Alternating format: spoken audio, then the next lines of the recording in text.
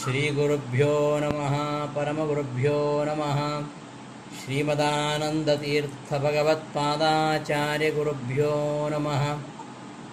ವ್ಯಾಸಾಯ ಭವನಾಶಾಯ ಶ್ರೀಶಾಯ ಗುಣರಾಶಯೇ ಹೃದ್ಯಾಯ ಶುದ್ಧವಿದ್ಯಾಯ ಮಧ್ವಾಯ ಚ ನಮೋ ನಮಃ.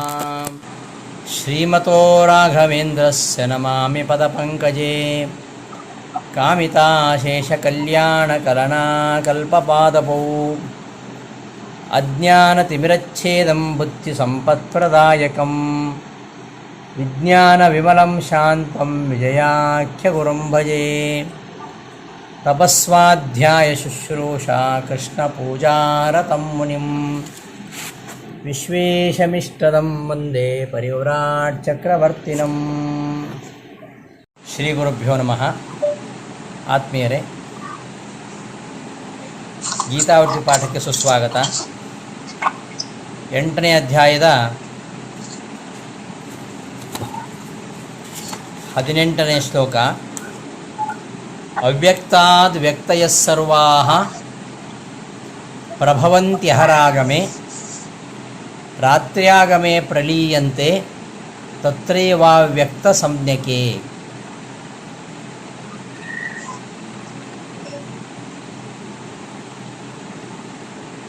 ತತ ಕಿಂ ಇತ್ಯತಃ ಅವ್ಯಕ್ತಾದಿತಿ.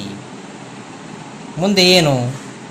ಹಿಂದಿನ ಶ್ಲೋಕದಲ್ಲಿ ಹಗಲು ರಾತ್ರಿಗಳ ವಿಚಾರವನ್ನು ಹೇಳಿದ. ಯಾರು ಪರಬ್ರಹ್ಮನ ಯಾವ ಹಗಲಿದೆಯೋ ಅದು ಬಹು ಯುಗ ಪರ್ಯಂತವಾಗಿರುವಂಥದ್ದು ಅಂತ ತಿಳಿತಾರೋ, ಯಾರು ಪರಬ್ರಹ್ಮನ ರಾತ್ರಿಯನ್ನು ಯುಗ ಸಹಸ್ರಾಂತ ಅಂತ ತಿಳಿತಾರೋ ಅವರು ಅಹೋರಾತ್ರಿಗಳನ್ನು ತಿಳಿದವರು ಅಂತ ಹಿಂದಿನ ಶ್ಲೋಕದಲ್ಲಿ ಹೇಳಿತು. ಮುಂದೆ ಏನು ಅದನ್ನು ಹೇಳಲಿಕ್ಕೆ ಹೊರಟಿದ್ದಾರೆ ಈ ಶ್ಲೋಕದಲ್ಲಿ.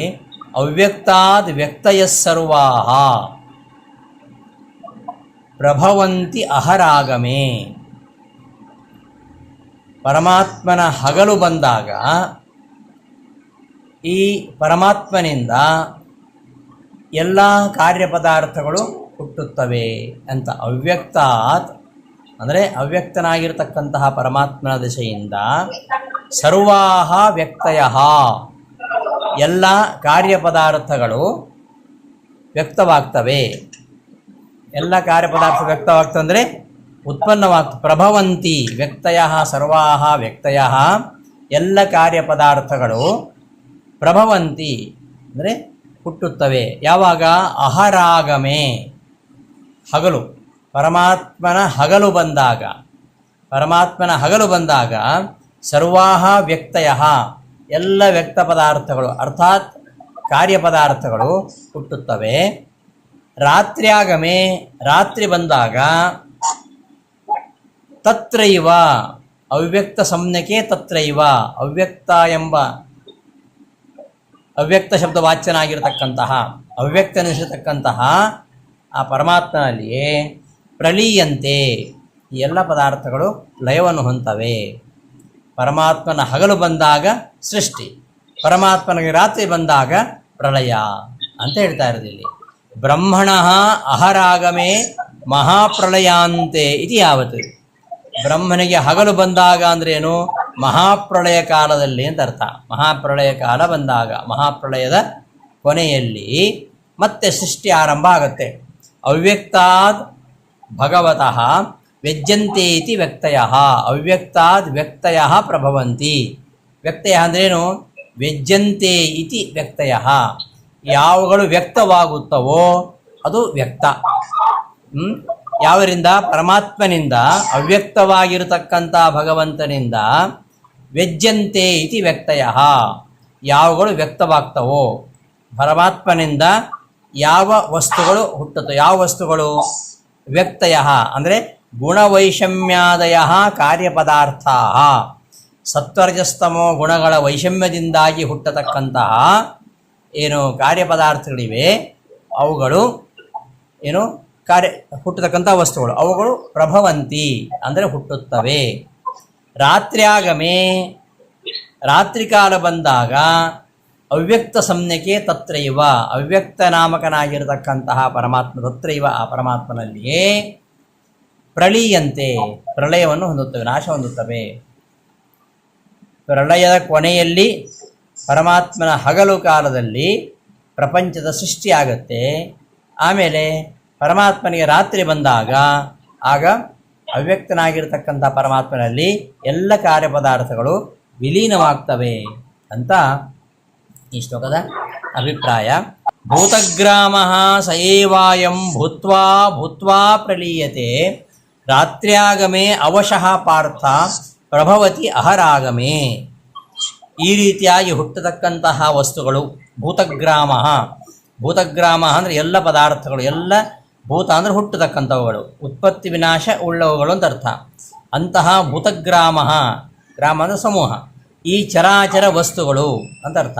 ಈ ಚರಾಚರ ವಸ್ತುಗಳು ಸಯೇವಾಯಂ ಭೂತಗ್ರಾಮ, ಇದೇ ಚರಾಚರ ವಸ್ತುಗಳು ಮತ್ತೆ ಮತ್ತೆ ಹುಟ್ಟುವ ಮತ್ತೆ ಮತ್ತೆ ವಿನಾಶವಂತಕ್ಕಂತಹ ಚರಾಚರ ವಸ್ತುಗಳು. ಹೇ ಪಾರ್ಥ, ಹೇ ಅರ್ಜುನನೇ, ಏನು ಭೂತ್ವಾ ಭೂತ್ವಾ ಪ್ರಲೀಯಂತೆ ಅಂದರೆ ಹಗಲು ಬಂದಾಗ ಹುಟ್ಟಿ ಹುಟ್ಟಿ ಮತ್ತೆ ಭೂತ್ವಾ ಭೂತ್ವ ಹುಟ್ಟಿಬಿಟ್ಟು ಮತ್ತೆ ಅವು ನಾಶ ಹೊಂದುತ್ತವೆ. ರಾತ್ರಿ ಬಂದಾಗ ಮತ್ತೆ ಅಹರಾಗಮೆ, ರಾತ್ರಿಯಾಗಮೆ, ರಾತ್ರಿ ಬಂದಾಗ ಭೂತ್ವಾ ಭೂತ್ವ ಹುಟ್ಟಿ ಹುಟ್ಟಿ ಇವು ಪ್ರಲೀಯತೆ ನಾಶವಾಗ್ತವೆ. ಅಹರಾಗಮೆ, ಹಗಲು ಬಂದಾಗ ಮತ್ತೆ ಅವುಗಳು ಪ್ರಭವತಿ ಹುಟ್ಟುತ್ತವೆ ಅಂತ ಹಿಂದಿನ ಶ್ಲೋಕದಲ್ಲಿ ಹೇಳಿದ್ದನ್ನು ವಿವರಿಸಿ ಹೇಳಿದ್ದು. ಈ ಶ್ಲೋಕದಲ್ಲಿ ಮಹಾಮಹಿಮತ್ವ ಖ್ಯಾಪನಾಯ, ಇದ್ಯಾಕೆ ಹೇಳ್ತಾ ಇರೋದು ಅಂದರೆ ಪರಮಾತ್ಮನ ಮಹಿಮೆ ಅಂಥದ್ದು ಅಂತ ಎಂಬುದನ್ನು ಹೇಳಲಿಕ್ಕೆ ಹೇಳ್ತಾ ಇದ್ದಾರೆ. ಮಹಾಮಹಿಮತ್ವ ಖ್ಯಾಪನಾಯ, ಪರಮಾತ್ಮನ ಮಹಾಮಹಿಮತ್ವವನ್ನು ತಿಳಿಸ್ಲಿಕ್ಕೋಸ್ಕರವಾಗಿ ಈ ಶ್ಲೋಕದ ಹೇಳ್ತಾ ಇರೋದು. ಭೂತ್ವಾ ಭೂತ್ವಾ ಸಯೇವ ಭೂತಗ್ರಾಮ ಭೂತ್ವಾ ಭೂತ್ವಾ ಪ್ರಲೀಯಂತೆ ಅಹರಾಗಮೆ ಪ್ರಭವತಿ. ಹಿಂದೆ ಹೇಳಿದ್ದನ್ನೇ ಮತ್ತೆ ಹೇಳ್ತಾ ಇರೋದು. ಯಾಕೆಂದರೆ ಇದು ಒಮ್ಮೆ ಹುಟ್ಟಿ ನಾಶವಾಗುವುದಲ್ಲ, ಇದು ನಿರಂತರವಾಗಿ ಆಗ್ತಾ ಇರ್ತದೆ. ಇದು ಪರಮಾತ್ಮನ ಮಹಿಮೆ. ನಿರಂತರವಾದ ಸೃಷ್ಟಿ, ನಿರಂತರವಾಗಿರ್ತಕ್ಕಂತಹ ಪ್ರಳಯ, ಇದು ಪರಮಾತ್ಮನಿಂದ ಮಾತ್ರ ಮಾಡಲಿಕ್ಕೆ ಸಾಧ್ಯ. ಆದ್ದರಿಂದ ಇವೆಲ್ಲವೂ ಪರಮಾತ್ಮನ ವಶವಾಗಿ ಹುಟ್ಟುತ್ತವೆ, ಪರಮಾತ್ಮನ ವಶವಾಗಿವೆ, ಇವು ಲಯ ಹೊಂತವೆ ಅಂತ ಈ ಶ್ಲೋಕದಲ್ಲಿ ಹೊರಟಿದ್ದು. ಮಹಾಮಹಿಮತ್ವ ಖ್ಯಾಪನಾಯ, ಪರಮಾತ್ಮನ ಮಹಾಮಹಿಮೆಯನ್ನು ತಿಳಿಸೋಕ್ಕೋಸ್ಕರವಾಗಿ ಸೃಷ್ಟಿ ಪ್ರಳಯೋ ಅವಿಚ್ಛೇದ ಮಾಹ. ಸೃಷ್ಟಿ ಮತ್ತು ಪ್ರಳಯ ಇದು ಒಮ್ಮೆ ಆಗಿ ಮುಗಿಯುವುದಲ್ಲ, ಇದು ಮತ್ತೆ ಮತ್ತೆ ಆಗ್ತಾನೇ ಇರ್ತದೆ, ಅವುಗಳಿಗೆ ವಿಚ್ಛೇದ ಇಲ್ಲ.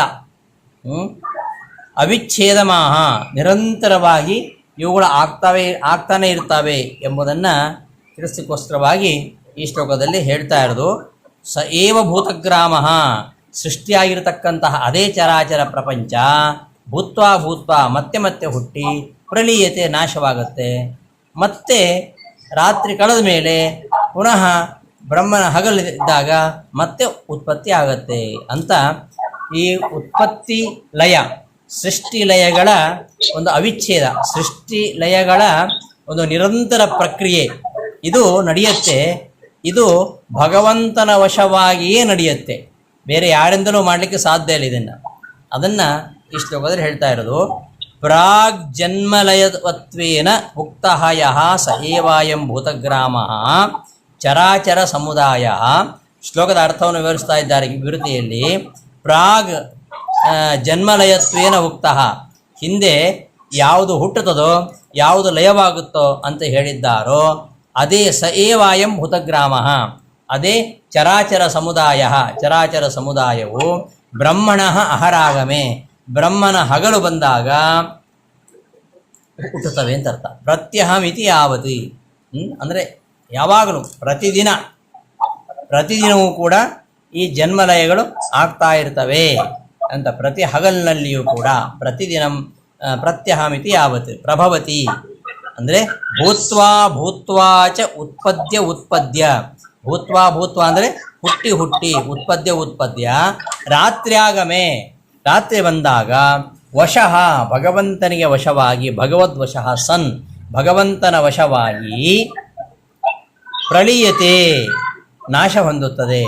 ಭೂತಗ್ರಾಮ ಭೂತ್ವಾ ಭೂತ್ವಾ, ಭೂತಗ್ರಾಮವು ಚರಾಚರ ವಸ್ತುಗಳ ಸಮುದಾಯವು ಭೂತ್ವಾ ಭೂತ್ವಾ ಪುನಃ ಪುನಃ ಹುಟ್ಟಿ ರಾತ್ರ್ಯಾಗಮೆ ರಾತ್ರಿ ಕಾಲ ಬಂದಾಗ ಪ್ರಳೀಯತೆ ನಾಶವನ್ನು ಹೊಂದತ್ತೆ. ಅಹರಾಗಮೆ ಹಗಲು ಬಂದಾಗ ಮತ್ತೆ ಪ್ರಭವತಿ ಮತ್ತೆ ಹುಟ್ಟುತ್ತದೆ ಅಂತ ಈ ಥರ ಈ ಶಬ್ದಗಳನ್ನು ಯೋಜನೆ ಮಾಡಿಕೊಳ್ಬೇಕು. ಇದು ಈ ಶ್ಲೋಕದ ಅಭಿಪ್ರಾಯ.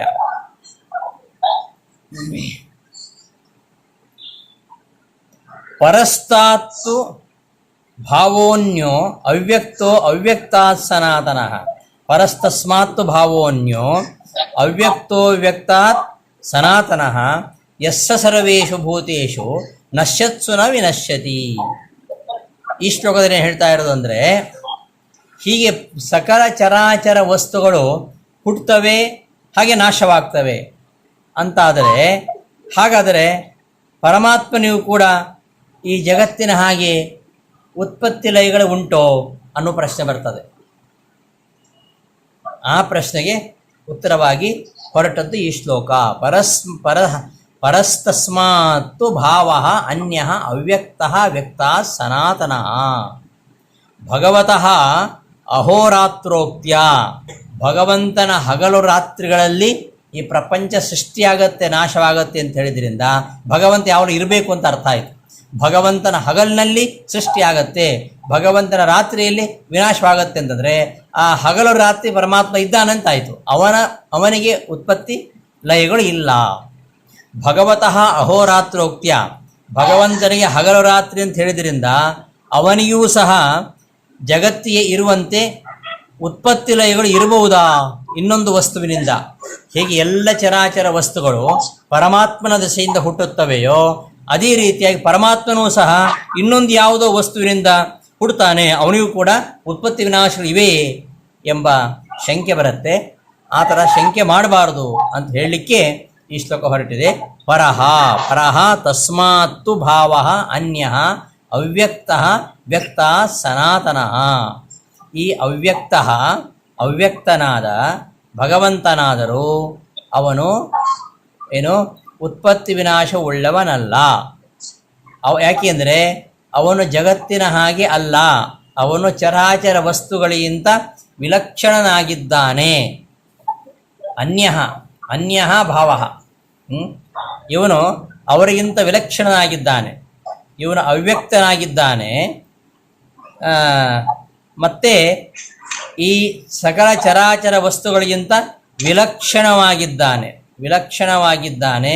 ಸ್ವತಂತ್ರನಾಗಿದ್ದಾನೆ, ಉತ್ತಮನಾಗಿದ್ದಾನೆ. ಸ್ವತಂತ್ರ ಅಂತ ಹೇಳಿಕ್ಕೆ ಯಾವ ಶಬ್ದ ಇದೆ? ಭಾವ ಅಂದರೆ ಸ್ವತಂತ್ರನಾಗಿದ್ದಾನೆ. ಪರಹ ಸರ್ವೋತ್ತಮನಾಗಿದ್ದಾನೆ. ಸನಾತನಃ ಅನಾದಿಯಾಗಿದ್ದಾನೆ. ಅಂತಹ ಪರಮಾತ್ಮನು ಎಲ್ಲ ಸಕಲ ಚರಾಚರ ವಸ್ತುಗಳು ನಾಶವಾದರೂ ಕೂಡ ಅವನು ನ ವಿನಶ್ಯತಿ.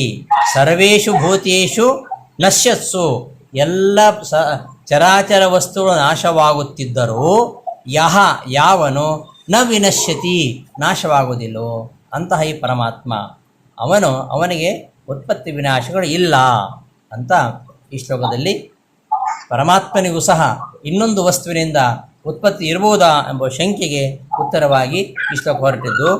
ತಸ್ಮಾತ್ ಪರಹ ವ್ಯಕ್ತಾತ್, ತಸ್ಮಾತ್ ಪರಹ ವ್ಯಕ್ತವಾಗಿರತಕ್ಕಂತಹ ಪ್ರಪಂಚಕ್ಕಿಂತ ಇವನು ಪರಹ, ಇವನು ಸರ್ವೋತ್ತಮನಾಗಿದ್ದಾನೆ. ಭಾವ ಸ್ವತಂತ್ರನಾಗಿದ್ದಾನೆ. ಮತ್ತು ಸನಾತನಃ ಅಂದರೆ ಅನಾದಿಯಾಗಿದ್ದಾನೆ. ಆದ್ದರಿಂದ ಸರ್ವೇಷು ಭೂತೇಷು ನಶ್ಯತ್ಸು, ಎಲ್ಲ ಚರಾಚರ ವಸ್ತುವ ನಾಶ ಹೊಂದಿದರೂ ಕೂಡ ನ ವಿನಶ್ಯತಿ, ಇವನು ನಾಶವನ್ನು ಹೊಂದುವುದಿಲ್ಲ. ಅವ್ಯಕ್ತಸ್ತು ಭಗವಾನ್, ಅವ್ಯಕ್ತನಾಗಿರ್ತಕ್ಕಂತಹ ಪರಮಾತ್ಮನು ತಸ್ಮಾತ್ ವ್ಯಕ್ತ, ತಸ್ಮಾತ್ ಅಂದರೆ ಪ್ರಭವ ಪ್ರಳಯೋಪೇತಾತ್ ವ್ಯಕ್ತಾತ್. ಪ್ರಭವ ಅಂದರೆ ಉತ್ಪತ್ತಿ, ಪ್ರಳಯ ಅಂದರೆ ನಾಶ, ಉತ್ಪತ್ತಿ ನಾಶಗಳಿಂದ ಕೂಡಿದ ವ್ಯಕ್ತಾತ್ ವ್ಯಕ್ತವಾದ ನಮ್ಮ ಕಣ್ಣಿಗೆ ಕಾಣತಕ್ಕಂಥ ಭೂತಗ್ರಾಮ ಸಕಲ ಚರಾಚರ ವಸ್ತು ಸಮುದಾಯಕ್ಕಿಂತ ಅನ್ಯ ವಿಲಕ್ಷಣನಾಗಿದ್ದಾನೆ, ವಿಲಕ್ಷಣನಾಗಿದ್ದಾನೆ. ಭಾವ ಸ್ವತಂತ್ರ, ಸ್ವತಂತ್ರನಾಗಿದ್ದಾನೆ. ಪರಹ ಉತ್ತಮನಾಗಿದ್ದಾನೆ. ಸನಾತನ ಅನಾದಿಯಾಗಿದ್ದಾನೆ. ಅಂತಹ ಯಹ ಭಗವಾನ್, ಅಂತಹ ಯಾವ ಪರಮಾತ್ಮನಿದ್ದಾನೋ ಸರ್ವೇಷು ಭೂತೇಷು ನಶ್ಯತ್ಸು, ಎಲ್ಲ ಚರಾಚರ ವಸ್ತುಗಳು ನಾಶವಾದರೂ ಸಹ ನ ವಿನಶ್ಯತಿ, ಇವನಿಗೆ ನಾಶ ಎಂಬುದು ಇಲ್ಲ ಅಂತ ಈ ಶ್ಲೋಕದ ಅಭಿಪ್ರಾಯ. ಇಂತಹ ಅವ್ಯಕ್ತನಾಗಿರತಕ್ಕಂತಹ ಪರಮಾತ್ಮನ ಬಳಿಗೆ ಯಾರು ಬರ್ತಾರೋ ಅವರು ಪರಮಗತಿಯನ್ನು ಹೊಂತಾರೆ. ಯಾವ ಪರಮಾತ್ಮನ ಧಾಮವನ್ನು ಹೊಂದಿ, ಯಾವ ಪರಮಾತ್ಮನ ಸ್ಥಾನವನ್ನು ಹೊಂದಿ ಅವನು ಯಾವತ್ತೂ ಹಿಂತಿರುವುದಿಲ್ಲವೋ ಅಂತಹ ಈ ಪರಮಾತ್ಮ ಅಕ್ಷರ ಇತ್ಯುಕ್ತ, ಅವ್ಯಕ್ತ ಅಕ್ಷರ ಇತ್ಯುಕ್ತ ತಮಾಹು ಪರಮಾಂ ಗತಿಂ ಯಂ ಪ್ರಾಪ್ಯ ನನಿವರ್ತಂತೆ ತದ್ಧಾಮ ಪರಮಂ ಮಮ. ಯಾವುದನ್ನು ಹೊಂದಿ ಜೀವನು ಮತ್ತೆ ಸಂಸಾರಕ್ಕೆ ಮರಳುವುದಿಲ್ಲವೋ ಅಂಥದ್ದು ನನ್ನ ಪರಮಧಾಮ, ನನ್ನ ಶ್ರೇಷ್ಠವಾಗಿರತಕ್ಕಂತಹ ಧಾಮ, ಶ್ರೇಷ್ಠವಾಗಿರತಕ್ಕಂತಹ ನನ್ನ ಸ್ವರೂಪ. ಆ ನನ್ನ ಸ್ವರೂಪವನ್ನು ಯಾರು ಹೊಂತಾನೋ, ಯಾರು ತಿಳಿದುಕೊಳ್ತಾನೋ ಅವನು ಪರಮಗತಿಯನ್ನು ಹೊಂತಾನೆ. ನನ್ನನ್ನು ಹೊಂದಿದ ಬಳಿಕ ಅವನು ಮತ್ತೆ ಸಂಸಾರಕ್ಕೆ ಹಿಂತಿರುಗುವುದಿಲ್ಲ. ಅವ್ಯಕ್ತ ಅಕ್ಷರ ಇತ್ಯುಕ್ತ, ಅಕ್ಷರ ಅಂದರೆ ಯಾವ ರೀತಿಯಿಂದಲೂ ನಾಶ ಇಲ್ಲದವನು. ಅವ್ಯಕ್ತ ಅಂದರೆ ಪರಮಾತ್ಮ, ಅವನು ಅಕ್ಷರ, ಯಾವ ಪ್ರಕಾರದಿಂದಲೂ ನಾಶ ಇಲ್ಲದೇ ಇರುವುದರಿಂದ ಅವನು ಅಕ್ಷರ ಅಂತ ಹೇಳಲ್ಪಡ್ತಾನೆ. ಅಂತಹ ಅಕ್ಷರನ ತಾಂ ಪರಮಾಂ ಗತಿಂ, ಅವನೇ ಅಂತಿಮವಾದ ಗತಿ, ಅಂತಿಮವಾಗಿ ನಾವೆಲ್ಲರೂ ಸೇರಲಿರತಕ್ಕಂತಹ ಸ್ಥಾನ ಅಂದರೆ ಇದು ಪರಮಾತ್ಮ. ನಾವು ಹೊರಟಿದ್ದೇವೆ, ಈ ಒಂದು ಲಾಂಗ್ ಜರ್ನಿ ಇದು. ನಮ್ಮ ಅಂತಿಮ ಗುರಿ ಏನು? ನಾವು ಕೊನೆಗೆ ತಲುಪಬೇಕಾಗಿರತಕ್ಕಂತಹ ಸ್ಥಾನ ಯಾವುದು ಅಂದರೆ ಅದು ಪರಮಾಂ ಗತಿಂ, ಪರಮಾತ್ಮನನ್ನು ಸೇರುವುದೇ ನಮ್ಮ ಗುರಿ. ಅಲ್ಲಿವರೆಗೆ ನಾವು ನಿರಂತರವಾಗಿ ಜನ್ಮಾಂತರಗಳಲ್ಲಿ ಸಂಚರಿಸ್ತಾ ಇರ್ತೇವೆ ಸಂಸಾರದಲ್ಲಿ. ಯಾವಾಗ ಅಂತಿಮವಾಗಿ ಅವನನ್ನು ಸೇರ್ತಾನೋ ಅಂಥವನು ಮತ್ತೆ ಈ ಸಂಸಾರಕ್ಕೆ ಹಿಂತಿರುಗುವುದಿಲ್ಲ. ಆದ್ದರಿಂದಲೇ ಆ ಪರಮಾತ್ಮನನ್ನು ಸರ್ವೋತ್ತಮ ಅಂತ ಹೇಳೋದು. ಆದ್ದರಿಂದಲೇ ಅವನ ಧಾಮ ಅನ್ನೋದು ಅದು ಪರಮಂ ಧಾಮ, ಅತ್ಯಂತ ಶ್ರೇಷ್ಠವಾಗಿರತಕ್ಕಂತಹ ಸರ್ವೋತ್ತಮವಾಗಿರತಕ್ಕಂತಹ ಸ್ವರೂಪ ಅವನದು ಪರಮಾತ್ಮನದು. ಪರಮಾತ್ಮನ ಸ್ವರೂಪ ಎಂಥದ್ದು ಅಂದರೆ ಅದು ತೇಜಸ್ವರೂಪಂಚ ಗೃಹಂ ಪ್ರಾಜ್ಞೈ ಧಾಮೇತಿ ಗೀಯತೆ. ಧಾಮ ಅಂದರೆ ಸ್ವರೂಪ, ಪರಮಾತ್ಮನ ಸ್ವರೂಪ. ಆ ಧಾಮ ಅಂದರೆ ಮನೆ ಅಂತ ಅರ್ಥ ಇದೆ. ಯಾವ ಮನೆ? ಜ್ಞಾನಿಗಳು ಸೇರಬೇಕಾಗಿರತಕ್ಕಂತಹ ಮನೆ. ಅದ್ಯಾವುದು? ಅದು ಈ ಧಾಮ, ಪರಮಾತ್ಮ. ಯಾರನ್ನು ಸೇರಿದರೆ ಮತ್ತೆ ಪುನರ್ಜನ್ಮ ಇಲ್ಲವೋ ಅಂತಹ ಧಾಮ, ಅದೇ ಪರ್ಮನೆಂಟ್ ಪ್ಲೇಸ್. ಅದು ಇನ್ನೆಲ್ಲಿಗೆ ಹೋದರೂ ಮತ್ತೆ ನಾವು ಹಿಂತಿರುಗಿ ಬರಬೇಕು ನಮ್ಮ ಜಾಗಕ್ಕೆ. ಮತ್ತೆ ನಾವು ಮರಳಿ ಬರದೆ ಅಲ್ಲಿಯೇ ಹೋಗಿರಬೇಕು ಅಂದರೆ ಅದ್ಯಾವುದು ಅಂದರೆ ಅದು ಪರಮಾತ್ಮನ ಸ್ವರೂಪ. ಅದನ್ನು ಹೇಳ್ತಾ ಇದ್ದೇನೆ, ಮಮ ಪರಮಂ ತತ್ ಮಮ ಪರಮಂ ಧಾಮ, ಅದು ನನ್ನ ಶ್ರೇಷ್ಠವಾಗಿರತಕ್ಕಂತಹ ಧಾಮ.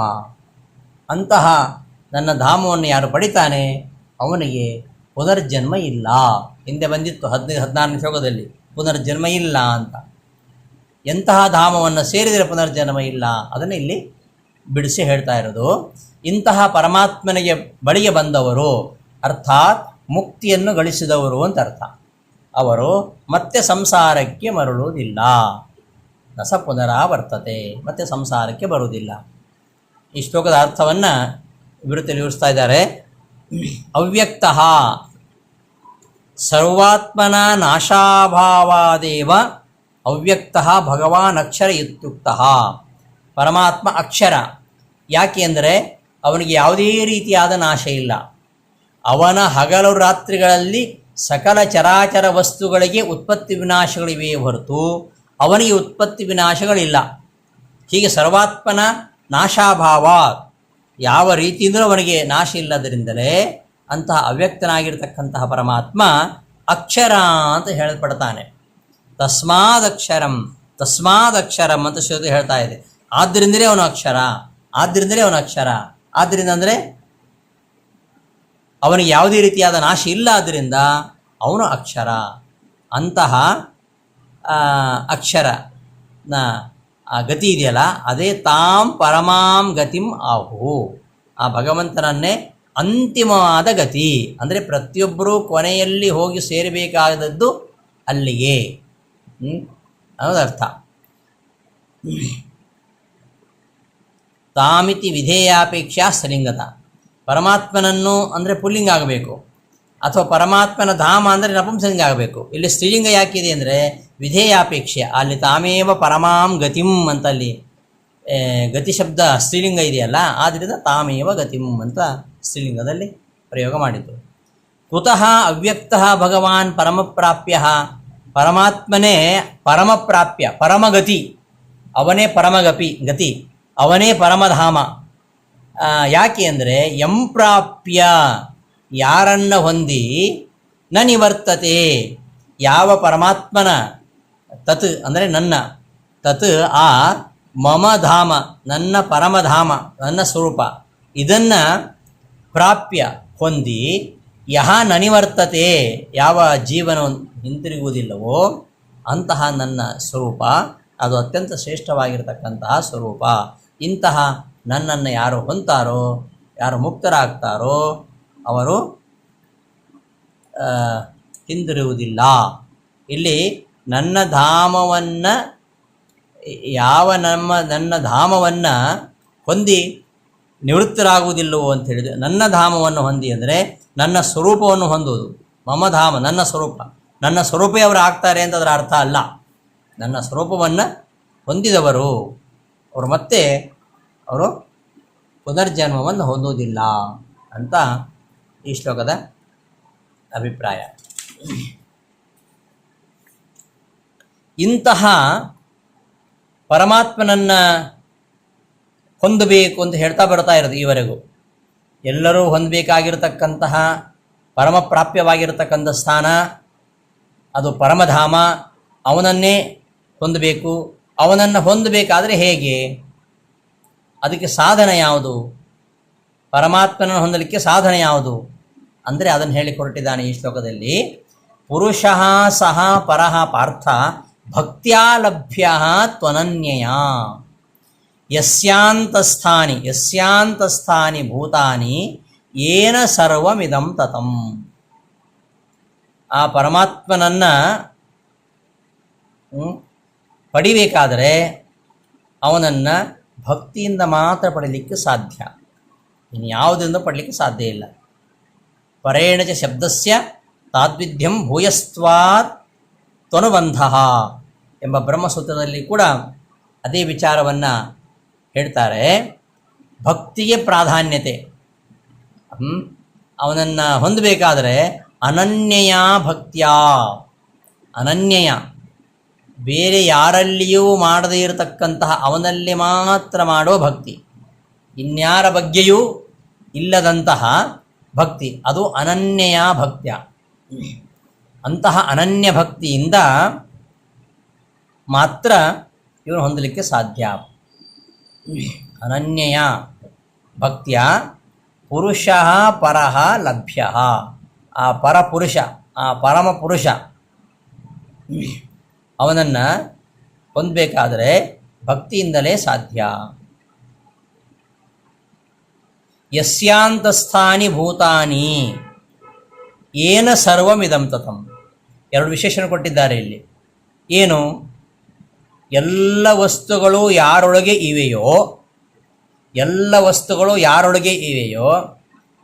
ಯಾವುದರಿಂದ ಈ ಸಮಸ್ತ ಜಗತ್ತು ವ್ಯಾಪಿಸಲ್ಪಟ್ಟಿದೆಯೋ, ಈ ಪರಮಾತ್ಮ ಇಲ್ಲದ ಜಾಗವೇ ಇಲ್ಲ, ಎಲ್ಲ ಕಡೆಯವನು ವ್ಯಾಪಿಸಿದ್ದಾನೆ. ಈ ಜಗತ್ತಿನ ಪ್ರತಿಯೊಂದು ವಸ್ತು ಪರಮಾತ್ಮನಿಂದ ವ್ಯಾಪಿಸಲ್ಪಟ್ಟಿದೆ. ಪ್ರತಿಯೊಂದು ವಸ್ತುವಿನ ಅಣುರೇಣು ತೃಣಕಾಷ್ಟಗಳಲ್ಲಿ ಪರಮಾತ್ಮ ವ್ಯಾಪಿಸಿದ್ದಾನೆ. ಸಮಸ್ತ ಜಗತ್ತು ಈಶಾವಾಸ್ಯಮಿದಂ ಸರ್ವಂ, ಸಮಸ್ತ ಜಗತ್ತು ಯಾರಿಂದ ವ್ಯಾಪಿಸಲ್ಪಟ್ಟಿದೆಯೋ ಮತ್ತು ಯಾರೊಳಗೆ ಭೂತಾನಿ ಅಂತಸ್ಥಾನಿ, ಯಸ್ಯ ಅಂತಸ್ಥಾನಿ ಭೂತಾನಿ, ಈ ಭೂತಾನಿ ಚೇತನಾತ್ಮಕವಾಗಿರತಕ್ಕಂತಹ ಎಲ್ಲ ವಸ್ತುಗಳು ಕೂಡ ಯಾರೊಳಗೆ ಇವೆಯೋ ಮತ್ತು ಯಾವನು ಈ ಜಗತ್ತನ್ನು ವ್ಯಾಪಿಸಿದ್ದಾನೋ ಅಂತಹ ಪರಹ ಪುರುಷಃ, ಯಸ್ಯ ಭೂತಾನಿ ಅಂತಸ್ಥಾನಿ ಏನ ಇದಂ ಸರ್ವಂ ತತಂ ಸಹ, ಯಾವ ಪುರುಷನಲ್ಲಿ ಎಲ್ಲ ಸಕಲ ಚರಾಚರಗಳು ನೆಲೆಸಿವೆಯೋ ಮತ್ತು ಏನ ಯಾರಿಂದ ಈ ಸಮಸ್ತ ಜಗತ್ತು ತತಂ ವ್ಯಾಪಿಸಲ್ಪಟ್ಟಿದೆಯೋ ಸಹ ಅಂತಹ ಪುರುಷ, ಅವನು ಪರಹ ಪುರುಷ, ಅವನು ಪರಮಪುರುಷ, ಅಸಾಧಾರಣ ಪುರುಷ, ಅವನು ಪರಮಪುರುಷ.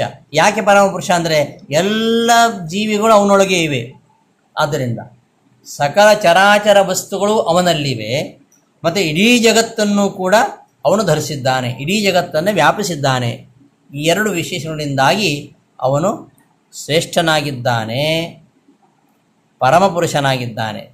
ಅಂತಹ ಪರಮಪುರುಷನನ್ನು ಹೊಂದಬೇಕು ಅಂತಾದರೆ ಯಾವುದು ಸಾಧನ ಅಂದರೆ ಅನನ್ಯಯ ಭಕ್ತಿಯ ಲಭ್ಯ, ಅನನ್ಯವಾದ ಭಕ್ತಿ, ಬೇರೆ ಯಾರಲ್ಲಿಯೂ ಮಾಡದೇ ಇರತಕ್ಕಂತಹ ಭಕ್ತಿ, ಇತರ ದೇವತೆಗಳಲ್ಲಿಯೂ ಇಲ್ಲದೇ ಇರತಕ್ಕಂತಹ ಭಕ್ತಿ.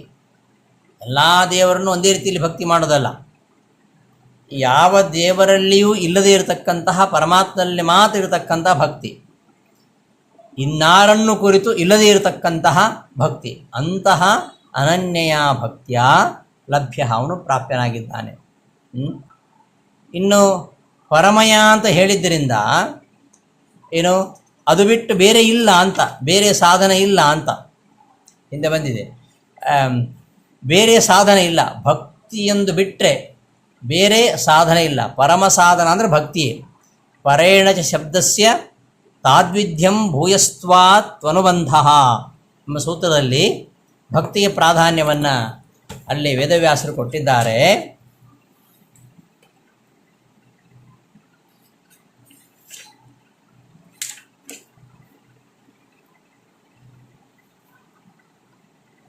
ಪರೇಣ ಚ ಶಬ್ದಸ್ಯ ತಾದ್ವಿಧ್ಯಂ ಭೂಯಸ್ತ್ವಾತ್ ಅನುಬಂಧ ಎಂಬ ಸೂತ್ರದಲ್ಲಿ ಹೇಳಿದ್ದು. ಪರೇಣ ಆ ಪರಮಾತ್ಮನಿಂದಲೇ ಮೋಕ್ಷ ಆಗುವಂಥದ್ದು, ಬ್ರಹ್ಮದರ್ಶನ ಆಗೋದು ಎಲ್ಲ ಅದರಿಂದಲೇ. ಹಾಗಿದ್ದರೂ ಕೂಡ ಭಕ್ತಿರೇವ ಏನಮಿತಿ ಶ್ರುತೇ ತಾದ್ವಿಧ್ಯಂ ಪರಮಾತ್ಮನೈವ ಭಕ್ತೇ ಸ್ವಾತಂತ್ರ್ಯೇಣ ಬ್ರಹ್ಮದರ್ಶನ ಹೇತುತ್ವ ವಾಚಿತ್ವಂ ಯುಜ್ಯತೆ. ಪರಮಾತ್ಮನ ದರ್ಶನವೇ ಮೋಕ್ಷಕ್ಕೆ ಸಾಧನ. ಆಯಿತಾ? ಪರಮಾತ್ಮನ ದರ್ಶನ ಆಗಬೇಕು, ಪರಮಾತ್ಮನಿಂದಲೇ ಮೋಕ್ಷ, ಪರಮಾತ್ಮನ ದರ್ಶನದಿಂದಲೇ ಅವನು ಲಭ್ಯ. ಆದರೆ ಇಲ್ಲಿ ಪರಮಾತ್ಮನಂತೆ ಭಕ್ತಿಯೂ ಕೂಡ ಪರೇಣ ಚ ಶಬ್ದಸ್ಯ ಪರಮಾತ್ಮನಿಂದಲೇ ಆಗಿದ್ದರೂ ಕೂಡ ಶಬ್ದಸ್ಯ ಅಂದರೆ ಭಕ್ತಿಯೂ ಕೂಡ ಸ್ವತಂತ್ರವಾಗಿ ಬ್ರಹ್ಮದರ್ಶನಕ್ಕೆ ಕಾರಣ ಆಗತ್ತೆ ಎಂಬುದನ್ನು ಅಲ್ಲಿ ಹೇಳಿದ್ದು. ಯಾಕಂದರೆ ಪರೇಣ ವಾಚ್ಯೇನ ನಿಮಿತ್ತೇನ ಶಬ್ದಸ್ಯ ಭಕ್ತಿರಿತಿ ಶ್ರುತೇ, ಶ್ರುತಿ ಹಾಗೆ ಇರುವಂಥದ್ದು. ಆದ್ದರಿಂದ ಎಲ್ಲ ಸಾಧನಗಳಲ್ಲಿಯೂ ಸಾಧನಗಳು ಬೇಕಾಗ್ತದೆ. ಸಾಧನ ಪಾದದಲ್ಲಿ ತುಂಬ ಹೇಳ್ತಾರೆ, ಭೂಯಸ್ತ್ವಾತ್ ಪ್ರಾಧಾನ್ಯ ತದಭಿಪ್ರಾಯೇಣ ಅನುಬಂಧ ಭಕ್ತಿ ವಿಶಿಷ್ಯತೆ ಇತ್ಯುಚ್ಯತೆ ಇತ್ಯರ್ಥ. ಪರಮಾತ್ಮನನ್ನು ಹೊಂದಲಿಕ್ಕೆ ಅನೇಕ ಸಾಧನಗಳಿವೆ, ಆದರೆ ಭಕ್ತಿಯೇ ಅತ್ಯಂತ ಶ್ರೇಷ್ಠವಾಗಿರತಕ್ಕಂಥ ಸಾಧಾರಣ. ಅನ್ಯ ಅಸಾಧಾರಣಯಾತು ಭಕ್ತಿಯ ಲಭ್ಯ ಪ್ರಾಪ್ಯ ಇತ್ಯರ್ಥ.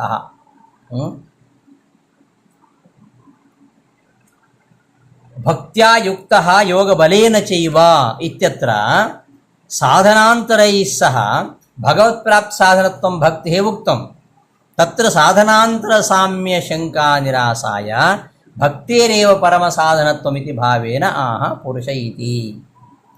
ಹಿಂದೆ ಇದೇ ಅಧ್ಯಾಯದಲ್ಲಿ ಭಕ್ತ್ಯಾ ಯುಕ್ತೋ ಯೋಗ ಬಲೇನ ಚೈವ ಅಂತ ಬಂತು. ಭಕ್ತ್ಯಾ ಯುಕ್ತೋ ಯೋಗ ಬಲೇನ ಚೈವ, ಇತರ ಸಾಧನಗಳೊಂದಿಗೆ ಭಕ್ತಿಯೂ ಭಗವಂತನ ಪ್ರಾಪ್ತಿಗೆ ಸಾಧನ ಆಗತ್ತೆ. ಹಾಗಾದರೆ ಭಕ್ತಿ ಮಾತ್ರ ಅಲ್ಲ, ಭಕ್ತಿಯಿಂದ ಯುಕ್ತನಾದದ್ದು, ಭಕ್ತಿಯಿಂದ ಯುಕ್ತನಾದವನು ಮತ್ತು ಯೋಗ ಬಲೇನ, ಭಕ್ತಿಯ ಜೊತೆಗೆ ಇತರ ಸಾಧನಗಳು ಕೂಡ ಅಲ್ಲಿ ಹೇಳಿದ್ದಾರೆ. ಆ ಇತರ ಸಾಧನಗಳಂತೆ ಭಕ್ತಿಯೂ ಕೂಡ ಒಂದು ಸಾಧನ ಅಂತ ಇತರ ಸಾಧನಗಳಿಗೂ ಭಕ್ತಿಗೂ ಸಾಮ್ಯವನ್ನು ಹೇಳಿದ್ದಾರೆ. ಇಲ್ಲೇನು ಹೇಳ್ತಾ ಇದ್ದಾನೆ? ಅನನ್ಯ ಭಕ್ತ್ಯ, ಭಗವಂತನ ಪ್ರಾಪ್ತಿಗೆ ಇತರ ಸಾಧನಗಳಂತೆ ಭಕ್ತಿಯೂ ಸಾಧನ ಆಗಬಹುದು ಅಂತಲ್ಲಿ ಹೇಳಿತು. ಹಾಗಾದರೆ ಇತರ ಸಾಧನಗಳ ಜೊತೆಗೆ ಭಕ್ತಿಗೆ ಸಾಮ್ಯವನ್ನು ಹೇಳುವ ಮೂಲಕವಾಗಿ ಹಾಗಾದರೆ ಭಕ್ತಿಯೂ ಆಗ್ಬೋದು, ಇತರ ಸಾಧನವೂ ಆಗ್ಬೋದು, ಎಲ್ಲ ಒಂದೇ ಅಲ್ಲ ಅಂತ ಸಂದೇಹ ಬರ್ತದೆ. ಅದಕ್ಕೆ ಹಾಗಲ್ಲ, ಆ ಒಂದು ಶಂಕೆಯ ನಿರಾಸ ಮಾಡಲಿಕ್ಕೋಸ್ಕರವಾಗಿ ಭಗವತ್ ಪ್ರಾಪ್ತಿಗೆ ಸಾಧನಾಂತರಗಳಿವೆ. ಸಾಧನಾಂತರಗಳಿಂದ ಭಗವಂತನನ್ನು ಹೊಂದಲಿಕ್ಕೆ ಸಾಧ್ಯವಾದರೂ ಕೂಡ ಆ ಎಲ್ಲ ಸಾಧನಗಳಲ್ಲಿಯೂ ಕೂಡ ಭಗವತ್ ಪ್ರಾಪ್ತಿಗೆ ಪರಮ ಸಾಧನವಾಗಿರುವಂಥದ್ದು ಭಕ್ತಿ ಅಂತ ಹೇಳಲಿಕ್ಕೆ ಈ ಶ್ಲೋಕದಲ್ಲಿ ಹೇಳಲಿಕ್ಕೆ ಹೊರಟಿದ್ದು. ಇಲ್ಲದೆ ಹೋದರೆ ಭಕ್ತಿಯೂ ಆಗ್ಬೋದು, ಬೇರೆ ಸಾಧನವೂ ಆಗ್ಬೋದು. ಏಕೆಂದರೆ ಭಕ್ತ್ಯಾಯುಕ್ತ ಯೋಗ ವರೇಚೆಯುವ ಶ್ಲೋಕದಲ್ಲಿ ಯಾವ ಸಾಧನವೂ ಆಗ್ತದೆ, ಇತರ ಸಾಧನ ಜೊತೆಗೆ ಭಗವಂತನ ಭಕ್ತಿಯೂ ಸಾಧನವಾಗತ್ತೆ ಅಂತ ಹೇಳಿದ್ರಿಂದ ಯಾವುದೂ ಆಗ್ಬೋದು, ಎಲ್ಲ ಈಕ್ವಲ್. ಹಾಗಾಗಿ ಇತರ ಸಾಧನ ಜೊತೆಗೆ ಭಕ್ತಿಯೂ ಕೂಡ ಒಂದು ಸಾಧನ ಅಂತ ಹೇಳಿದಾಗ ಹಾಗಾದರೆ ಭಕ್ತಿನೇ ಮಾಡಬೇಕಂತೇನಿಲ್ಲ, ಇತರ ಸಾಧನ ಆಗ್ತದಲ್ಲ, ಅದನ್ನು ಆ ಒಂದು ಶಂಕೆ ಬರೋದರಿಂದಾಗಿ ಆ ಶಂಕೆಯ ನಿರಾಸ ಮಾಡಲಿಕ್ಕೋಸ್ಕರವಾಗಿ ಇಲ್ಲ, ಭಕ್ತಿಯೇ ಭಗವಂತನ ಪ್ರಾಪ್ತಿಗೆ ಪರಮ ಸಾಧನ. ಭಕ್ತ್ಯಾಯುಕ್ತೋ ಯೋಗ ಬಲೇನ ಚೈವ ಇತ್ಯತ್ರ ಭಕ್ತ್ಯಾಯುಕ್ತ ಯೋಗ ಬಲೇನ ಚ ಎಂಬ ಶ್ಲೋಕದಲ್ಲಿ ಸಾಧನಾಂತರ ಸಹ ಸಾಧನಾಂತರಗಳೊಂದಿಗೆ ಭಕ್ತಿಯೇ ಭಗವತ್ ಪ್ರಾಪ್ತಿ ಸಾಧನತ್ವಂ ಉಕ್ತಂ, ಭಕ್ತಿಗೂ ಸಹ ಭಗವತ್ ಪ್ರಾಪ್ತಿ ಸಾಧನತ್ವವನ್ನು ಹೇಳಿದ್ದಾರೆ. ಇತರ ಸಾಧನಗಳಂತೆ ಭಕ್ತಿಯು ಭಗವಂತನ ಪ್ರಾಪ್ತಿಯ ಸಾಧನ ಅಂತ ಹೇಳಿದ್ದಾರೆ. ತತ್ರ ಸಾಧನಾಂತರ ಸಾಮ್ಯ ಶಂಕಾ ನಿರಾಸಾಯ, ಉಳಿದ ಸಾಧನಗಳಂತೆ ಭಕ್ತಿ ಒಂದು ಸಾಧನ ಅಷ್ಟೇ ಅಂತ ಶಂಕೆ ಬರುತ್ತೆ. ಆ ಶಂಕೆಯ ನಿರಾಸ ಮಾಡಲಿಕ್ಕೋಸ್ಕರವಾಗಿ ಭಕ್ತೇರೇವ ಪರಮ ಸಾಧನತ್ವಮಿತಿ ಭಾವೇನ, ಭಕ್ತಿಯೇ ಪರಮ ಸಾಧನ ಅಂತ ಅಭಿಪ್ರಾಯ ಎಂದು ಹೇಳಿಕೊಟ್ಟಿದ್ದಾನೆ. ಪುರುಷಃ ಸಹ ಪರಃ ಪಾರ್ಥ ಭಕ್ತ್ಯಾ ಲಭ್ಯ. ಪರಪುರುಷ ಪುರುಷೋತ್ತಮನಾಗಿರತಕ್ಕಂತಹ ಪರಮಾತ್ಮನ ಇದ್ದಾನೆ, ಸರ್ವೋತ್ತಮನಾಗಿರ್ತಕ್ಕಂಥ ಪರಮಾತ್ಮ, ಅವನನ್ನು ಹೊಂದಲಿಕ್ಕೆ ಅನನ್ಯವಾದ ಸಾಧನೆ ಯಾವುದು ಅಂದರೆ ಅದು ಭಕ್ತಿ. ಪರಮಾತ್ಮ ಎಂಥವನು ಅಂದರೆ ಯಸ್ಯ ಅಂತಸ್ಥಾನಿ, ಯಾವ ಪರಮಾತ್ಮನ ಒಳಗೆ ಎಲ್ಲ ಭೂತಗಳಿವೆಯೋ, ಏನ ಯಾರಿಂದ ಇದಂ ಸರ್ವಂ ತತಂ, ಈ ಎಲ್ಲ ಜಗತ್ತು ವ್ಯಾಪಿಸಲ್ಪಟ್ಟಿದೆಯೋ ಅಂತಹ ಪುರುಷಪರಃ ಸರ್ವೋತ್ತಮನಾಗಿರತಕ್ಕಂತಹ ಭಗವಂತನನ್ನು ಹೊಂದಲಿಕ್ಕೆ ಅನನ್ಯ ಭಕ್ತ್ಯ, ಭಕ್ತಿ ಒಂದೇ ಪರಮ ಸಾಧನ ಅಂತ ಈ ಶ್ಲೋಕದ ಅಭಿಪ್ರಾಯ. ಪುರುಷ ಇತಿ ಭೂತಾನಿ ಯಸ್ಯ ಅಂತಸ್ಥಾನಿ, ಯಸ್ಯ ಯಾವ ಪರಮಾತ್ಮನ ಅಂತಸ್ಥಾನಿ, ಎಲ್ಲ ಸಕಲ ಸರಾಚರ ವಸ್ತುಗಳು ಪರಮಾತ್ಮನೊಳಗೆ ಇವೆಯೋ, ಮತ್ತು ಸರ್ವಮಿದಂ ಜಗತ್ ಏನ ತತಂ, ಇಡೀ ಸಮಸ್ತ ಜಗತ್ತು ಯಾರಿಂದ ವ್ಯಾಪಿಸಲ್ಪಟ್ಟಿದೆಯೋ ಸಹ ಪರಮಪುರುಷ, ಅಂತಹ ಪರಮಪುರುಷನಾಗಿರ್ತಕ್ಕಂತಹ ಪರಮಾತ್ಮ ಭಗವಾನ್ ಅನನ್ಯಯ ಅನ್ಯ ಅಸಾಧಾರಣಯ ತು ಭಕ್ತ್ಯ, ಅನ್ಯ ಅಸಾಧಾರಣ ಅಂದರೆ ಇತರರನ್ನು ಕುರಿತು ಇಲ್ಲದೇ ಇರತಕ್ಕಂತಹ ಭಕ್ತಿಯಿಂದ ಮಾತ್ರ ಲಭ್ಯ ಪ್ರಾಪ್ಯ ಹೊಂದಲ್ಪಡ್ತಕ್ಕಂಥವನು ಅಂತ ಅದರ ಅಭಿಪ್ರಾಯ. ಅತ್ರ ಪರಮಯ ಇತ್ಯನುಕ್ತವಪಿ ಪುನಃ ವಚನ ಬಲಾದೇವ ಪರಮತ್ವಲಾಭ ಇತಿ ಭಾವ. ಪರಮಯ ಭಕ್ತಿಯ ಅಂತ ಹೇಳಲಿಲ್ಲ, ಅನನ್ಯಯ ಅಂತ ಹೇಳಿದ. ಪರಮಯ ಅಂತ ಹೇಳಿದರೂ ಕೂಡ ಇಲ್ಲಿ ಪರಮ ಎಂಬ ಶಬ್ದವನ್ನು ಹೇಳಿದಿದ್ರು ಕೂಡ ಪರಮಯ ಇತಿ ಅನುಕ್ತವಪಿ, ಪರಮಯ ಅಂತ ಶಬ್ದ ಹೇಳಿದಿದ್ರು ಕೂಡ ಪುನಃ ವಚನ ಬಲಾದೇವ, ಮತ್ತೆ ಅದನ್ನೇ ಹೇಳಿದ್ದರಿಂದ ಏನು ಅದನ್ನೇ ಅಂದರೆ ಆ ಭಕ್ತಿಯಿಂದಲೇ ಆ ಪರಮಾತ್ಮ ಲಭ್ಯ ಅಂತ ಮತ್ತೆ ಅದನ್ನೇ ಹೇಳಿದ್ರಿಂದಾಗಿ ಹಿಂದೆ ಇತರ ಸಾಧನಗಳು ಹೇಳಿದ್ದು ಭಕ್ತಿಯಿಂದಲೇ ಆ ಪರಮಾತ್ಮ ಹೊಂದಲಿಕ್ಕೆ ಸಾಧ್ಯ ಅಂತ ಹೇಳಿದ್ರಿಂದ ಪರಮತ್ವ ಅನ್ನೋದು ಲಾಭ, ಪರಮ ಭಕ್ತಿ ಅಂತ ಅದು ಸಿದ್ಧವಾಗುತ್ತೆ. ಭಕ್ತಿಯೇ ಪರಮ ಸಾಧನ ಅಂತ ಗೊತ್ತಾಗುತ್ತೆ. ಅದನ್ನೇ ಪರೇಣಚ ಶಬ್ದಸ್ಯ ತಾದ್ವಿದ್ಯಂ ಭೂಯಸ್ತ್ವಾ ತ್ವನುಬಂಧ ಎಂಬ ಬ್ರಹ್ಮಸೂತ್ರದಲ್ಲಿ 3ನೇ ಅಧ್ಯಾಯ 3ನೇ ಪಾದ 54ನೇ ಶ್ಲೋಕದಲ್ಲಿ ಆ ವಿಚಾರವನ್ನು ಹೇಳಿದ್ದಾರೆ. ಭಕ್ತಿಯ ಪ್ರಾಧಾನ್ಯತೆಯನ್ನು ಕೊಟ್ಟಿದ್ದಾರೆ. ಹೀಗೆ ಭಗವದ್ ದರ್ಶನಕ್ಕೆ ಪರಮಾತ್ಮನ ಅನುಗ್ರಹ ಮುಖ್ಯ ಕಾರಣ ಹೌದು. ಅಲ್ಲಿ ಹೇಳಿದ್ದ ಹಾಗೆ ಆ ಸ್ತೋತ್ರದಲ್ಲಿ ಭಕ್ತಿಯು ಭಗವಂತನ ದರ್ಶನಕ್ಕೆ ಕಾರಣ, ಶಮದಮಾದಿಗಳು ಇತರ ಕಾರಣಗಳಿರಬೇಕಾದ್ರೆ ಭಕ್ತಿಯಾಗಿ ಕಾರಣ ಅನ್ನೋ ಪ್ರಶ್ನೆ ಬರುತ್ತೆ. ಅದರಲ್ಲಿ ಆ ವಿಚಾರವನ್ನು ಹೇಳಿದ್ದಾರೆ. ಈ ಪರಮಾತ್ಮನ ದರ್ಶನ ಆಗಬೇಕಾದ್ರೆ ಅದಕ್ಕೆ ಇರತಕ್ಕಂತಹ ಕಾರಣಗಳಲ್ಲಿ ಭಕ್ತಿಯೇ ಪರಮ ಕಾರಣ. ಪರಮಾತ್ಮ ದರ್ಶನ ಆಗಬೇಕಾದರೆ ಇರತಕ್ಕಂತಹ ಕಾರಣಗಳಲ್ಲಿ ಅತ್ಯಂತ ಪ್ರಧಾನವಾಗಿರ್ತಕ್ಕಂತಹ ಕಾರಣ ಭಕ್ತಿ ಅಂತ ಅಲ್ಲಿ ಹೇಳಿದ್ದಾರೆ. ಅದೇ ವಿಚಾರವನ್ನು ಇಲ್ಲಿ ಈ ಶ್ಲೋಕದಲ್ಲಿ ನಿರೂಪಣೆ ಮಾಡಿರುವಂಥದ್ದು.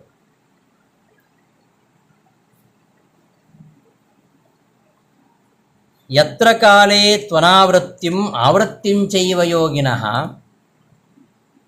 ಪ್ರಯಾತ ಯಾಂತಿ ತಂ ಕಾಲಂ ವಕ್ಷ್ಯಾಮಿ ಭರತರ್ಷಭ. ಮುಂದಿನ ಶ್ಲೋಕದಲ್ಲಿ ಏನು ಹೇಳ್ತಾ ಇದ್ದಾರೆ ಅಂದರೆ, ಈ ಯಾವ ಕಾಲದಲ್ಲಿ ಮರಣಿಸಿದರೆ ಮತ್ತೆ ಈ ಸಂಸಾರಕ್ಕೆ ಹಿಂತಿರುಗಿ ಬರ್ತಾರೆ, ಯಾವ ಕಾಲದಲ್ಲಿ ಮರಣಿಸಿದರೆ ಮತ್ತೆ ಅವರು ಸಂಸಾರಕ್ಕೆ ಹಿಂತಿರುಗಿ ಬರೋದಿಲ್ಲ, ಈ ವಿಚಾರವನ್ನು ಮುಂದೆ ಹೇಳ್ತೇನೆ ಅಂತ ಹೇಳಿಕೊಟ್ಟಿದ್ದಾನೆ. ಮುಂದಿನ ಶ್ಲೋಕಗಳಲ್ಲಿ ಅದೇ ವಿಚಾರ ಬರ್ತದೆ. ಯತ್ರ ಕಾಲೇ, ಯಾವ ಕಾಲದಲ್ಲಿ, ಕಾಲದಲ್ಲಿ ಅಂದರೆ ಕಾಲ ಅಂತ ಇಟ್ಕೋಬಾರ್ದಿಲ್ಲಿ. ಕಾಲ ಅಂದರೆ ಕಾಲಾಭಿಮಾನಿ ದೇವತೆ. ಯಾವ ಕಾಲದಲ್ಲಿ ಅಂದರೆ ಯಾವ ಕಾಲಾಭಿಮಾನಿ ದೇವತೆಯಲ್ಲಿ ಅಂದರೆ ಈ ಜೀವ ಪರಮಾತ್ಮನ ಕಡೆಗೆ ತೆರಳಲಿಕ್ಕೆ ಅನೇಕ ಮಾರ್ಗಗಳಿವೆ, ಬೇರೆ ಬೇರೆ ಮಾರ್ಗಗಳು. ಅಂತಹ ಮಾರ್ಗಗಳ ಅಭಿಮಾನಿ ದೇವತೆಗಳು. ಕಾಲಗಳ ಅಭಿಮಾನಿ ದೇವತೆ ಅಂದರೆ ಕಾಲದ ಅಭಿಮಾನಿ ದೇವತೆ ಅಲ್ಲ, ಕಾಲಾಭಿಮಾನಿ ದೇವತೆ ಎಲ್ಲದ ದೇವತೆಗಳಿದ್ದಾರೆ. ಆಯಾ ದೇವತೆಗಳಿಂದ ನೇಮಿಸಲ್ಪಟ್ಟ ಮಾರ್ಗಗಳು, ಅರ್ಚಿರಾಜಿ ಮಾರ್ಗಗಳು. ದೇವತೆಗಳಿಂದ ನೇಮಿಸಲ್ಪಟ್ಟಂತಹ ಮಾರ್ಗಗಳಲ್ಲಿ ಹೋದರೆ ಅಂತ ಅರ್ಥ. ಯಾವ ಕಾಲದಲ್ಲಿ ಹೋದರೆ ಅಂದರೆ ಯಾವ ಕಾಲದಲ್ಲಿ ಅಂತಲ್ಲ, ಆ ಯಾವ ಕಾಲ ಇದೆ ಆ ಕಾಲದಿಂದ ಅಭಿಮನ್ಯಮಾನವಾದ ಅಥವಾ ಆ ಕಾಲಕ್ಕೆ ನಿಯಾಮಕವಾಗಿರತಕ್ಕಂತಹ ಏನು ದೇವತೆ ಇದ್ದಾರೆ, ಆ ದೇವತೆಯ ಮಾರ್ಗದಲ್ಲಿ, ಆ ದೇವತೆಯ ನಿಯಮನದಲ್ಲಿ ಇರತಕ್ಕಂತಹ ಮಾರ್ಗದಲ್ಲಿ ಹೋಗ್ತಾರೋ, ಯಾವ ಮಾರ್ಗದಲ್ಲಿ ಹೋದರೆ ಅವರು ಹಿಂತಿರುಗಿ ಬರೋದಿಲ್ವೋ, ಯಾವ ಮಾರ್ಗದಲ್ಲಿ ಹೋದರೆ ಮತ್ತೆ ಹಿಂತಿರುಗಿ ಬರ್ತಾರೋ, ಆ ವಿಚಾರವನ್ನು ಮುಂದಿನ ಶ್ಲೋಕದಲ್ಲಿ ಹೇಳ್ತಾ ಇರುವಂಥದ್ದು. ಯಾವ ಮಾರ್ಗದ ಮೂಲಕವಾಗಿ ಹೋದರೆ ಮತ್ತೆ ಜೀವ ಸಂಸಾರಕ್ಕೆ ಬರ್ತಾನೆ, ಯಾವ ಮಾರ್ಗದ ಮೂಲಕ ಹೋದರೆ ಮತ್ತೆ ಅವನು ಸಂಸಾರಕ್ಕೆ ಬರುವುದಿಲ್ಲ, ಈ ವಿಚಾರವನ್ನು ವಕ್ಷ್ಯಾಮಿ ಭರತರ್ಷಭ, ಮುಂದಿನ ಶ್ಲೋಕಗಳಲ್ಲಿ ಹೇಳ್ತೇನೆ ಕೇಳು ಅಂತ ಹೇಳ್ತಿದ್ದಾನೆ. ಹೇ ಭರತರ್ಷಭ, ಹೇ ಭರತಕುಲ ಶ್ರೇಷ್ಠ, ಯೋಗಿನಃ ಯೋಗಿಗಳು, ಯತ್ರ ಕಾಲೇ ಯಾವ ಕಾಲದ ಅಭಿಮಾನಿ ದೇವತೆಯ, ಯಾವ ಕಾಲದ ಅಭಿಮಾನಿ ದೇವತೆಯ ಮತ್ತು ಕಾಲಾಭಿಮಾನಿಯಲ್ಲದ ಇತರ ದೇವತೆಯ ನಿಯಮನಕ್ಕೆ ಒಳಪಟ್ಟಂತಹ ಮಾರ್ಗದಲ್ಲಿ, ಯತ್ರ ಕಾಲಿ ಅಂದರೆ ಯಾವ ಕಾಲದಲ್ಲಿ ಅಂತ ಅರ್ಥ ಅಲ್ಲ, ಯಾವ ಕಾಲಾಭಿಮಾನಿಯಲ್ಲದ ಈ ದೇವತೆಗಳಿಂದ ನೇಮಿಸಲ್ಪಟ್ಟಂತಹ ಮಾರ್ಗದಲ್ಲಿ ಅಂತ, ಮಾರ್ಗದಲ್ಲಿ ಹೋಗ್ತಾರೋ, ಪ್ರಯಾತಾಹ ಹೋಗ್ತಾರೋ ಅಂಥವರ ಆವೃತ್ತಿಂ ಚೈವ ವಕ್ಷ್ಯಾಮಿ, ಅವರ ಅನಾವೃತ್ತಿ, ಯಾವ ದೇವತೆಯ ನಿಯಮನಕ್ಕೊಳಪಟ್ಟ ಮಾರ್ಗದಲ್ಲಿ ಹೋದರೆ ಅವರು ಹಿಂತಿರುಗಿ ಬರುವುದಿಲ್ಲವೋ, ಹಾಗೆಯೇ ಯಾವ ಅಭಿಮಾನಿ ದೇವತೆಗಳಿಂದ ನೇಮಿಸಲ್ಪಟ್ಟಂತಹ ಮಾರ್ಗದಲ್ಲಿ ಹೋಗ್ತಾರೋ, ಹೋದವರು ಯಾರು ಹಿಂತಿರುಗಿ ಬರೋದಿಲ್ವೋ ಅಂತಹ ದೇವತೆಗಳ ಬಗ್ಗೆ, ಕಾಲಾಭಿಮಾನಿ ದೇವತೆಗಳು, ಇತರ ದೇವತೆಗಳು, ಅವರ ಬಗ್ಗೆ ಮುಂದಿನ ಶ್ಲೋಕಗಳಲ್ಲಿ ಹೇಳ್ತೇನೆ ಅಂತ ಇಲ್ಲಿ ಹೇಳ್ತಾ ಇದ್ದಾನೆ. ಯತ್ರ ಕಾಲೇ ಯೋಗಿನಃ ಪ್ರಯಾತಾಃ ಅನಾವೃತ್ತಿಂ ಆವೃತ್ತಿಂಚ ಯಾಂತಿ ತತ್ಕಾಲಂ ವಕ್ಷ್ಯಾಮಿ. ಯತ್ರ ಕಾಲೇ, ಯಾವ ಕಾಲದಲ್ಲಿ, ಅರ್ಥಾತ್ ಯಾವ ಕಾಲಾಭಿಮಾನಿ ದೇವತೆ ಅಥವಾ ಕಾಲಾಭಿಮಾನಿ ಎಲ್ಲದ ದೇವತೆ, ಅದೆರಡು ಹೇಳ್ತಾ ಇದೆ. ಯಾಕೆಂದರೆ ಕೆಲವರು ಕಾಲಾಭಿಮಾನಿ ದೇವತೆಗಳ ಮಾರ್ಗ ಇದೆ, ಕೆಲವರು ಕಾಲಾಭಿಮಾನಿ ಎಲ್ಲದ ದೇವತೆಗಳ ಮಾರ್ಗ ಇದೆ. ಈಗ ಅರ್ಚಾದಿ ಮಾರ್ಗ ಇದೆ, ಅಗ್ನಿ ಮಾರ್ಗ ಇದೆ, ಅದು ಕಾಲಾಭಿಮಾನಿ ದೇವತೆ ಅಲ್ಲ, ಅಗ್ನಿ ಕಾಲಾಭಿಮಾನಿ ದೇವತೆ ಅಲ್ಲ. ಯಾವ ಕಾಲದ ಅಭಿಮಾನಿ ದೇವತೆ ಅಥವಾ ಯಾವುದು ಕಾಲಾಭಿಮಾನಿ ಎಲ್ಲದ ದೇವತೆ, ಅಂತಹ ದೇವತೆಗಳಿಂದ ನೇಮಿಸಲ್ಪಟ್ಟಂತಹ ಮಾರ್ಗಗಳಲ್ಲಿ ಹೋದಾಗ, ಯಾವ ಕಾಲಾಭಿಮಾನಿ ದೇವತೆಗಳ ನಿಯಮನಕ್ಕೊಳಪಟ್ಟಂತಹ ಮಾರ್ಗದಲ್ಲಿ ಹೋದರೆ ಸಂಸಾರಕ್ಕೆ ಹಿಂತಿರುಗಿ ಬರುವುದಿಲ್ಲ. ಯಾವ ಕಾಲಾಭಿಮಾನಿ ದೇವತೆಗಳಿಂದ ನೇಮಿಸಲ್ಪಟ್ಟಂತಹ ಮಾರ್ಗದಲ್ಲಿ ಹೋದರೆ ಅವರು ಹಿಂತಿರುಗಿ ಬರ್ತಾರೆ. ಅಂತಹ ಕಾಲಾಭಿಮಾನಿ ದೇವತೆಗಳ ಬಗ್ಗೆ, ಇತರ ದೇವತೆಗಳ ಬಗ್ಗೆ ಮುಂದಿನ ಶ್ಲೋಕಗಳಲ್ಲಿ ಹೇಳ್ತಾ ಹೋಗ್ತೇನೆ ಅಂತ ಆ ಮಾರ್ಗದ ವಿವರವನ್ನು ಮುಂದೆ ಹೇಳಲಿಕ್ಕಿದ್ದಾನೆ. ಯೋಗಿನಃ, ಯೋಗಿಗಳು, ಯತ್ರ ಕಾಲೇ, ಯಾವ ಕಾಲಾಭಿಮಾನಿ ದೇವತೆ ಅಥವಾ ಕಾಲಾಭಿಮಾನಿ ಎಲ್ಲದ ದೇವತೆ ಅಂದರೆ ಇತರ ದೇವತೆಗಳ ನಿಯಮನಕ್ಕೆ ಒಳಪಟ್ಟಂತಹ ಮಾರ್ಗದಲ್ಲಿ ಪ್ರಯಾತಾಹ ಹೋದವರು, ಅನಾವೃತ್ತಿಂ ಯಾಂತಿ ಯಾರು ಹಿಂತಿರುಗಿ ಬರುವುದಿಲ್ಲವೋ, ಆವೃತ್ತಿಂ ಯಾಂತಿ ಯಾರು ಹಿಂತಿರುಗಿ ಬರ್ತಾರೋ, ತಮ್ ಕಾಲಂ ಅಂತಹ ಆ ಮಾರ್ಗವನ್ನು ನಿಯಂತ್ರಿಸತಕ್ಕಂತಹ ಕಾಲಾಭಿಮಾನಿ ದೇವತೆಗಳು, ಇತರ ದೇವತೆಗಳ ಬಗ್ಗೆ ಮುಂದಿನ ಶ್ಲೋಕಗಳಲ್ಲಿ ವಕ್ಷ್ಯಾಮಿ ಹೇಳ್ತೇನೆ ಅಂತ ಈ ಶ್ಲೋಕದ ಅರ್ಥ. ಭಗವಂತಂ ಪ್ರಾಪ್ತಾನಾಂ ಅನ್ಯೇಷಾಂಚ ಪುನರಾವೃತ್ತಿ ಕಥಿದೆ. ಯಾರು ಪರಮಾತ್ಮನ ಹೊಂತಾರೋ ಮತ್ತು ಯಾರು ಪರಮಾತ್ಮನ ಹೊಂದುವುದಿಲ್ಲವೋ ಅಂತಹ ಇತರರ ಪುನರಾವೃತ್ತಿ. ಯಾರು ಭಗವಂತನನ್ನು ಸೇರ್ತಾರೋ ಅವರ ಅಪುನರಾವೃತ್ತಿ. ಅನ್ಯೇಷಾಂ ಇತರರ ಪುನರಾವೃತ್ತಿ. ಪರಮಾತ್ಮನನ್ನು ಸೇರುವವರು ಮತ್ತೆ ಪ್ರಪಂಚಕ್ಕೆ ಬರಲ್ಲ. ಪರಮಾತ್ಮನ ಯಾರು ಸೇರುವುದಿಲ್ಲವೋ ಇತರರು, ಅವರು ಮತ್ತೆ ಈ ಸಂಸಾರಕ್ಕೆ ಬರ್ತಾರೆ ಎಂಬುದನ್ನು ಹಿಂದೆ ಹೇಳಿದ್ದು ಹಿಂದಿನ ಶ್ಲೋಕಗಳಲ್ಲಿ.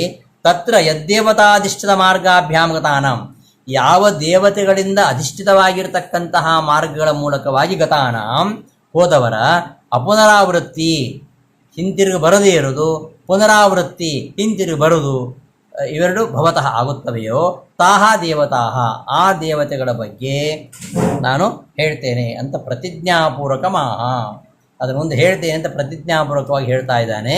ಯತ್ರ ಇತ್ಯಾದಿ ತ್ರಯೇಣ, ಈ ಯತ್ರ ಇಲ್ಲಿಂದ ಆರಂಭಿಸಿ 3 ಶ್ಲೋಕ ಇವೆ. 3 ಶ್ಲೋಕಗಳಲ್ಲಿ ಆ ಮಾರ್ಗಾಭಿಮಾನಿ ಮಾರ್ಗಗಳನ್ನು ನಿಯಮನ ಮಾಡತಕ್ಕಂತಹ ದೇವತೆಗಳ ಬಗ್ಗೆ 3 ಶ್ಲೋಕದಲ್ಲಿ ಹೇಳ್ತಾನೆ.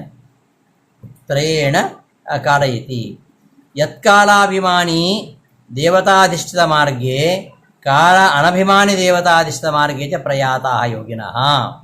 ಯಾವ ಕಾಲಾಭಿಮಾನಿ ದೇವತೆಗಳಿಂದ ಅಧಿಷ್ಠಿತವಾದ ಮಾರ್ಗದಲ್ಲಿ, ಕಾಲಾಭಿಮಾನಿ ಎಲ್ಲದ ದೇವತೆಗಳಿಂದ ಅಧಿಷ್ಠಿತವಾಗಿರತಕ್ಕಂತಹ ಮಾರ್ಗದಲ್ಲಿಯೂ ಪ್ರಯಾತ ಹೋಗ್ತಕ್ಕಂತಹ ಯೋಗಿಗಳು ಯೋಗಿಯ ಅನಾವೃತ್ತಿಂ ಆವೃತ್ತಿಂಚ ಯಾಂತಿ. ಅಂತಹ ಯೋಗಿಗಳು ಅನಾವೃತ್ತಿಯನ್ನು ಹೊಂತಾರೋ ತಮ್ ಕಾಲಂ ಆ ಕಾಲದ ಅಭಿಮಾನಿಯಾಗಿರತಕ್ಕಂತಹ ದೇವತೆಗಳ ಬಗ್ಗೆ, ಅನ್ಯ ದೇವತಾಶ್ಚ ಇತರ ದೇವತೆಗಳ ಬಗ್ಗೆ ವಕ್ಷ್ಯಾಮಿ ಮುಂದಿನ 3 ಶ್ಲೋಕಗಳಲ್ಲಿ ಹೇಳ್ತೇನೆ ಅಂತ ಶ್ರೀಕೃಷ್ಣ ಇಲ್ಲಿ ಪ್ರತಿಜ್ಞೆ ಮಾಡ್ತಾ ಇದ್ದಾನೆ. ಮುಂದಿನ 3 ಶ್ಲೋಕಗಳಲ್ಲಿ ಅಗ್ನಿರ್ಜ್ಯೋತಿರಃ ಶುಕ್ಲ ಅಂತ ಶ್ಲೋಕ, ಭೂಮೋರಾತ್ರಿ ಸದಾ ಕೃಷ್ಣ ಅಂತ ಶ್ಲೋಕ, ಶುಕ್ಲ ಪಕ್ಷೇ ಗತೆ ಹೇತಿ ಈ ಶ್ಲೋಕ. ಈ 3 ಶ್ಲೋಕಗಳಲ್ಲಿ ಆ ದೇವತೆಗಳ ಬಗ್ಗೆ ಹೇಳಿ, ಆ ದೇವತೆಗಳಿಂದ ನಿಯಮನಕ್ಕೊಳಗಾಗಿರತಕ್ಕಂತಹ ಯಾವ ಮಾರ್ಗದಲ್ಲಿ ಹೋದರೆ ಮತ್ತೆ ಪುನರಾವೃತ್ತಿ ಇಲ್ಲ, ಯಾವ ಮಾರ್ಗದಲ್ಲಿ ಹೋದರೆ ಮತ್ತೆ ಪುನರಾವೃತ್ತಿ ಇದೆ ಎಂಬ ವಿಚಾರವನ್ನು ಮುಂದಿನ 3 ಶ್ಲೋಕಗಳಲ್ಲಿ ಹೇಳ್ತಾನೆ. ಆ 3 ಶ್ಲೋಕಗಳ ವಿಚಾರವನ್ನು ನಾವು ಮುಂದಿನ ಪಾಠದಲ್ಲಿ ನೋಡೋಣ ಅಂತ ಹೇಳ್ತಾ ಈ ದಿನದ ಪಾಠವನ್ನು ಸಮಾಪ್ತಿಗೊಳಿಸ್ತೇನೆ. ಶ್ರೀಕೃಷ್ಣಾರ್ಪಣಮಸ್ತು.